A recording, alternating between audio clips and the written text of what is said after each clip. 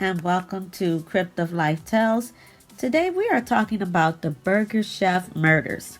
On the night of Friday, November 17th, 1978, at the Burger Chef restaurant in Speedway, Indiana, four young employees went missing in what was initially thought to be robbery of petty cash from the restaurant safe.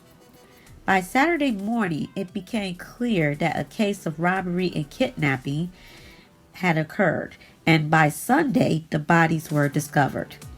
Between 11 p.m., which was closing time, and midnight on November 17, 1978, four employees of Burger Chef restaurant in Speedway, Indiana, on Crawfordfield Road disappeared.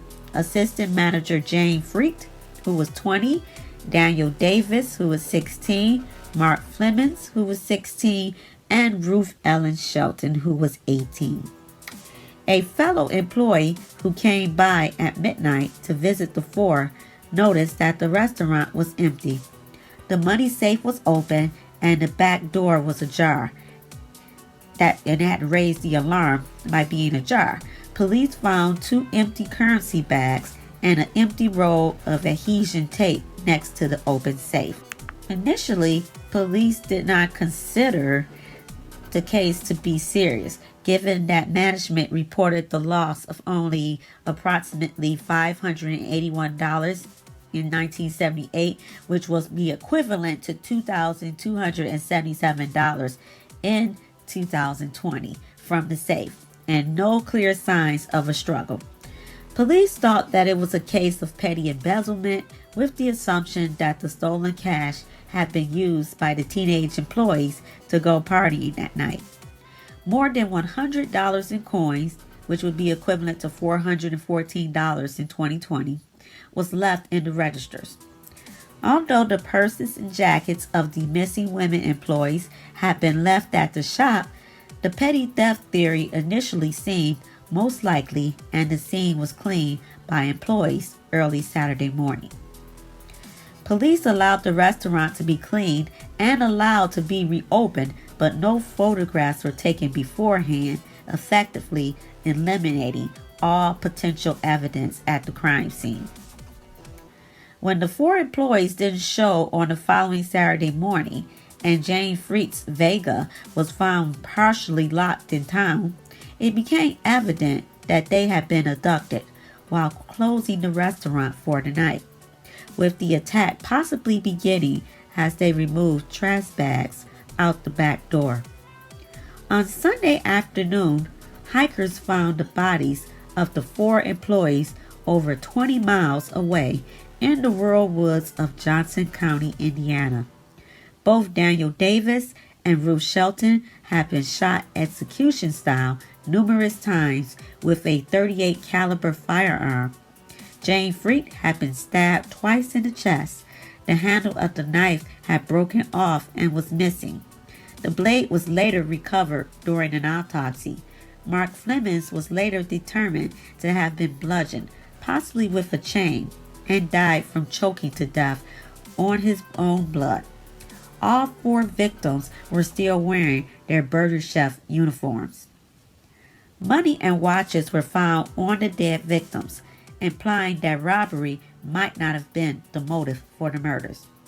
On the night of the murders, a 16-year-old eyewitness saw two suspicious men in a car outside the Burger Chef just before closing. Both men were white and in their 30s.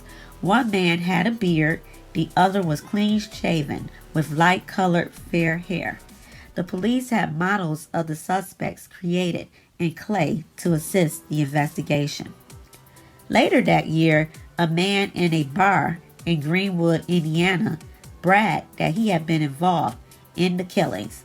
Police subsequently questioned him, but he passed a polygraph, claiming not to have been involved, and officers were unable to bring charges on other ground.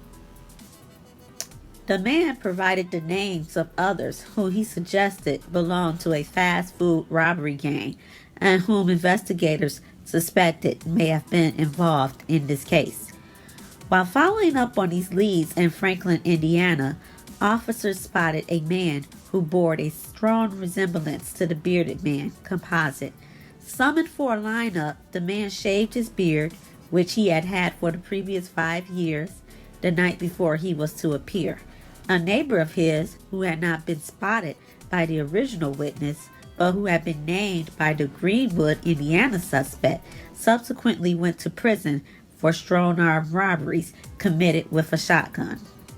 Another associate, named by the Greenwood, Indiana suspect, who fit the description of the fair-haired man, also subsequently was imprisoned for other armed robberies of fast food restaurants. However, without confessions, despite offers of plea deals to any suspects not directly responsible for the killings, and without direct physical evidence of the involvement of the suspects in the murder, no one was arrested. Despite thousands of hours of police investigation, as well as Burger Chef offering a reward of $25,000 for anyone who would capture the murders or provide information about their whereabouts, the attackers were never prosecuted, and the case remains officially unsolved.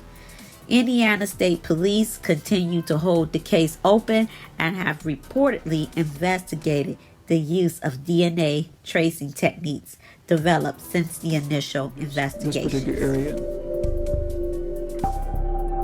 If it could happen to him, it could happen to anyone, and that makes people uneasy. 4 young people murdered after they were kidnapped from work at the Burger Chef restaurant in Speedway. The Speedway Police Department and the Indiana State Police announced that the bodies of Jane C. Freed, age 20, Mark S. Flemons, age 17, Daniel R. Davis, age 16, Ruth E. Shelton, age 17, have been discovered late this afternoon in Johnson County, Indiana. It's been 35 years, but Teresa Jeffries can't forget losing her older sister and the chill in the air. When fall hits, when the weather starts getting cold again, the day after she was buried was Thanksgiving. I have 2 children alive and 1 in heaven. Together, sister and mother share family memories. The dress Ruth wore in the family photo.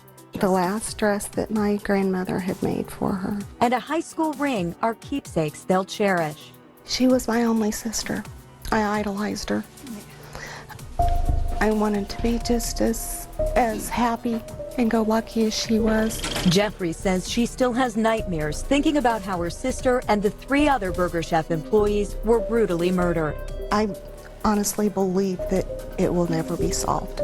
This case takes absolute priority over all other matters at this time. Video you haven't seen from the WTHR archives for more than 3 decades. At 10 o'clock Friday night, November 17, 1978, a delivery man arrived at the Burger Chef restaurant on Crawfordsville Road in Speedway to find the doors unlocked, but no one inside. The 4 young people working there that night, gone. The restaurant clean with no signs of a struggle, $500 missing from the cash register. Police initially brushed it off as odd. The scene was never really processed as a crime scene. But it was a crime scene. Assistant manager Jane Freed's car was found abandoned in the morning a few miles away near the police station. Then, 2 days later, a couple found the 4 young people murdered. Their bodies 20 miles away, scattered in a wooded area off State Road 37 in Johnson County. They were killed 3 different ways: shot, stabbed, and possibly beaten with a chain. A wreath on the Burger Chef door marked the restaurant closed until all 4 were laid to rest. Desperate for leads, state police begged for the public's help. Right now, they're running up a lot of false leads. So it's unfortunate. Sergeant Bill Vann with Indiana State Police is now the lead detective on the case. I think we're getting closer and closer. Over the years, police have questioned several people. These pictures here are 2 people of interest that was seen at near closing time of the Burger Chef in Speedway. Investigators made these clay busts just after the 1978 crime to show the public those suspects, labeled by police as the clean-shaven man and the bearded man. These 2, Sergeant Vann believes, were part of a group of robbers targeting Burger Chef restaurants. In fact, some of the same people questioned were convicted of robbing a burger chef on the Near East Side just after the murders. With the crime unsolved, the clay busts are still at police headquarters, a reminder of the cold case that shook a community so many years ago. Sergeant Van believes at least 3 people in that group were involved in the murders. I believe that at least one of them did know the kids. That's the theory that I'm working off of. Now, years after investigating this cold case, Sergeant Van is working off a new theory, a twist to why the crime was committed. I believe that one of the victims recognized one of the robbers.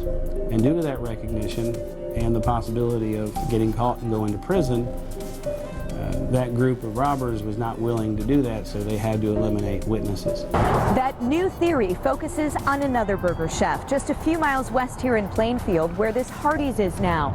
The sergeant believes one of the robbers recognized one of the workers, didn't realize she'd moved to the Speedway burger chef, and that's when the crime escalated from robbery to murder. It would be nice to be able to confirm that relationship of recognition. Sergeant Van believes the bearded man recognized Jane Freet. He has since passed away. The sergeant now wants anyone who used to frequent or work at the burger chef in Plainfield in the mid-1970s to give state police a call. It doesn't mean it would solve the case. It just means that it would put another piece in the puzzle one step closer. I'd love to raise our children together. Ruth Shelton's family says with each passing fall season, their hope for closure fades, but their memories do not. Because she was a good person. She was liked. If you know anything, let them know. I would like to have whoever did this not available to do it to others.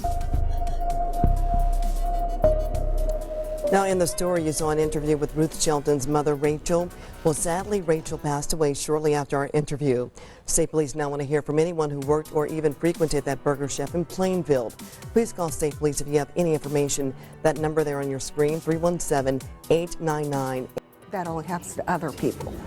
It is one of our city's most enduring murder mysteries. Who killed 4 young employees at a fast food restaurant, and why?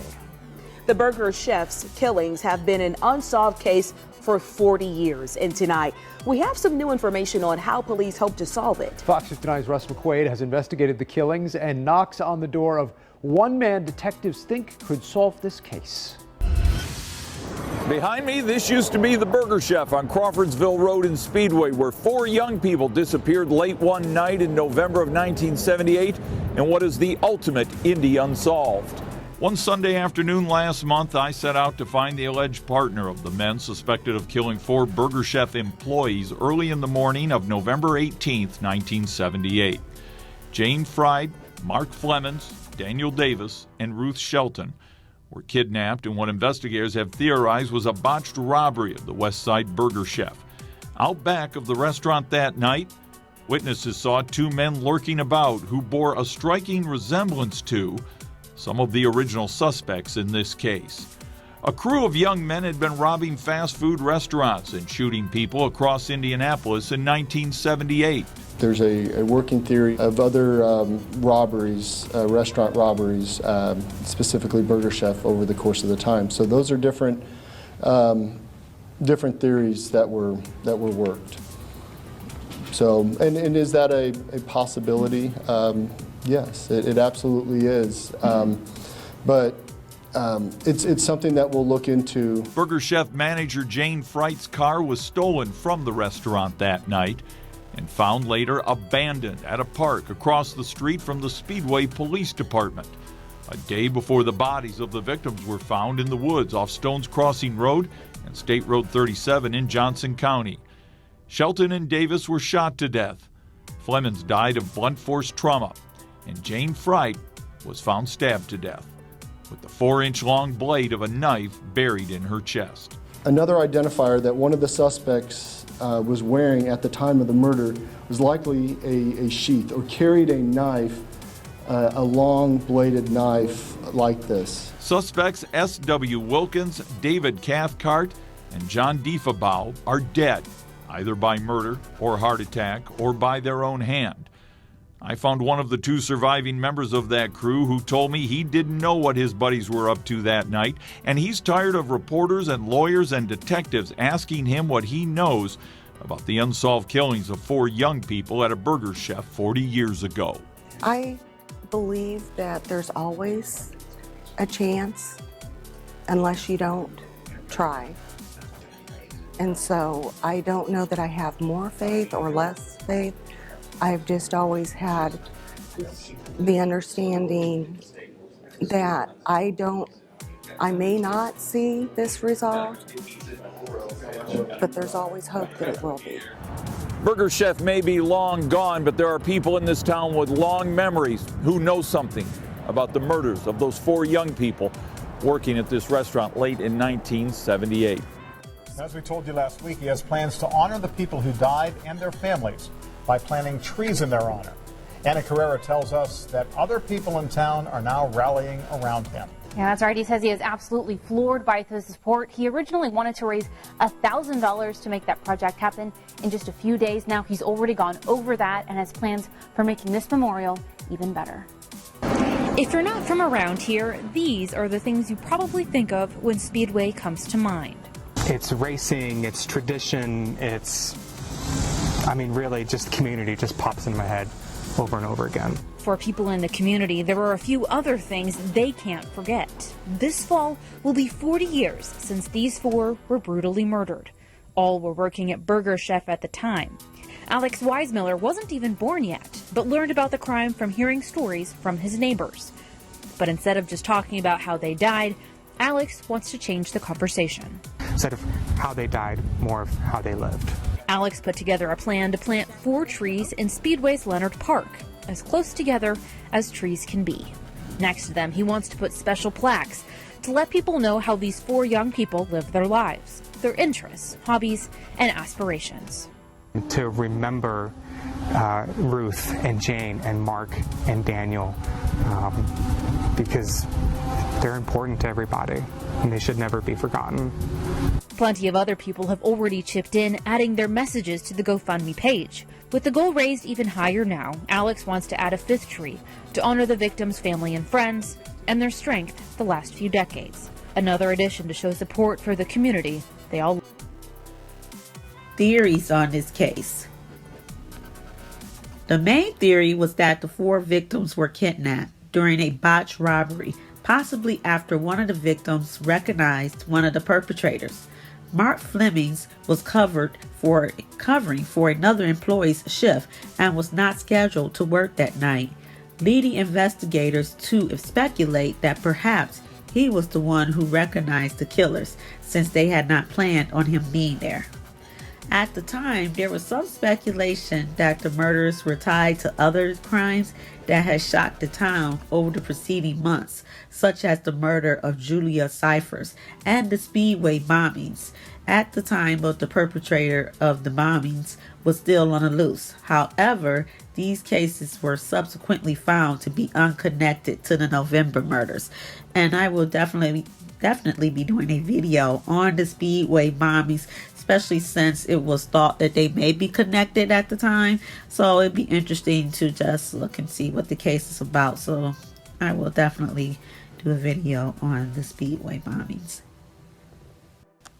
Theory 2, and this would be my opinion of what I believe seems like it's more of a motive in this senseless case, this senseless murder of these young people who had their whole lives in front of them, and their lives were just taken for just no reason at all. Just no reason. But this theory, like I said, is my opinion more of what seems like what happened that day. They said that in 1981, Jane Freed's brother James was investigated for involvement in the murders after being arrested for unrelated drug charges, but he was cleared of involvement in less than a week. However, in 1984, Detective Mel Wilsey of the Marion County Sheriff's Department received a call from an inmate at the Pendleton Correctional Facility. named Donald Forrester, who was serving a 95-year prison sentence for rape.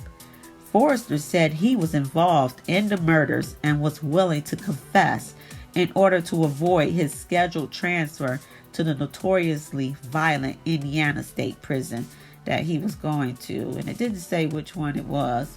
Well, at first, the call seemed promising, as Forrester was a career criminal who was living in Speedway at the time of the murders and was not incarcerated at the time. Detective Wilsey got a court order to bring Forrester to Marion County, Indiana, where he confessed to shooting Daniel Davis and Ruth Shelton. Now, Forrester then led the police to the crime scene in the woods, accurately described the location and position of the dead bodies when they were found. He also knew about the broken handle of the knife, which was widely not publicized. According to Donald Forrester, Jane Freet's brother James owed money on a drug deal, so he and 3 other associates had gone to the restaurant to threaten her for money. But when Mark Flemings intervened to protect Jane, a fight broke out outside the Burger Chef, during which Mark Flemings fell and hit his head on the bumper of a car. Now, the crew, believing that Flemings was dead or dying, Forrester and his accomplices decided to abduct and kill all the employees to eliminate all the witnesses to the crime. Now, Forrester said he shot Daniel Davis and Ruth Shelton and gave the names of the 3 men he claimed were responsible for killing Mark Flemings and Jane Freet. He then led the police to a spot where he claimed he had thrown the gun into a river. However, a thorough search of the river did not find any weapon. Next, Detective Wilsey interviewed Forrester's ex-wife, who said that days after the murder, Forrester had driven with her out to a wooded area where he left her in the car and got out to retrieve several firearm shell casings off the ground. He then drove back home and flushed the casings down the toilet. Now, Detective Wilsey then got a warrant to search the septic tank of the house, which was now owned by someone else, and the search turned up several spent .38 caliber shell casings. However, after someone within the sheriff's office leaked details of Forrester's corroboration, he suddenly recanted his confession, claiming it was coerced. With no further corroboration for Forrester and no direct evidence providing he committed the crime, Forrester was never charged, and Forrester died in prison from cancer in 2006 at age 55. Now, that's something really fishy. I'm going to back up to the part where someone released the information in the department that Forrester had corroborated. Now, you're telling me you got a mole within the police department that is going around telling private police business to someone, more than likely in the prison that Forrester was in? Because how would someone got to Forrester for him to stop talking? Because he wanted to move to another prison. It didn't matter anyway. He had a 95-year prison sentence, so it didn't matter where. He wasn't going anywhere. He knew he was dying in prison. He just wanted to go to a different type of prison. So if he started talking, there would be no reason really for him to stop talking unless someone threatened family or someone got to him and, and more than likely threatened his family or loved ones on the outside. So that makes me think that, something's more to this case. But I do believe Forrester's recantation of these murders. I believe that he and these 3 others were involved in it, and I do believe it's because of Jane Freet's brother, who was trying to get money out of her. And because as you look, if you go back in the case and it tells how the people were killed, she was the only one that was stabbed repeatedly, to the point where the handle of the knife broke off into her chest. They said the knife was still embedded in her chest without the handle.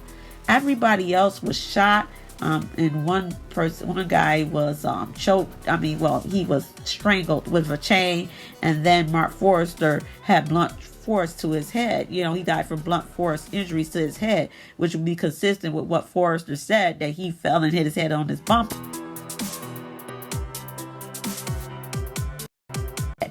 But getting back to Jane's injuries that caused her death, if police detectives will tell you that murder, when someone kills someone with a knife, that's personal. That's a more personal killing. And it seemed like it was anger involved in that, because they did it so hard that it broke off into her chest. So that makes me believe that that whole story is true, and that the brother more than likely had a lot of rage and killed his own sister. Now, I'm not saying that what I'm saying, you know, this is alleged. I'm not saying that this is, you know, what they have on the files or whatever. That's my opinion of what happened.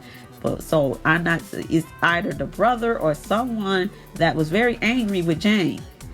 And I don't know if it's because of the debt that the brother owed, or if it was the brother personally, but somebody was very angry to do the harm that what caused the injuries that they caused her.